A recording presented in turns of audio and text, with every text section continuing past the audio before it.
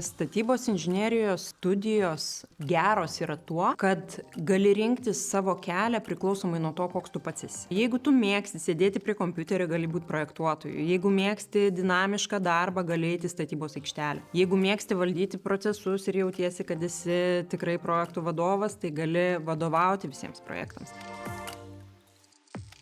Esu Eglė Klumbytė, statybos inžinerijos krypties studijų programų vadovė. Studijos pirmiausia ypatingos tuo, kad jūs stojate į vieną statybos inžinerijos studijų programą ir antrame kurse jau palietę modulius galite pasirinkti specializaciją. Jūs galite rinktis iš statybos technologijų, pastatų inžinerinių sistemų ir statybinių konstrukcijų specializacijų. Statybos inžinerijos studijos buvo įvertintos užsienio ekspertų ir surinko daugiausiai balų Lietuvoje iš visų statybos inžinerijos studijų. Studentai studijų metu turi galimybę prisiliesti prie realių projektų, tai yra hands-on veiklos, kaip mes jas įvardiname, ir tikrai mes nemokome tik teorijos. Viską paliečiate praktiškai. Keliaujate į statybos objektus, atvažiuoja užsienio lektoriai, kurie pasakoja, taip pat žmonės iš verslo aktyviai dalyvauja paskaitose ir perteikia pačią naujausią informaciją, kurią jūs turite žinoti.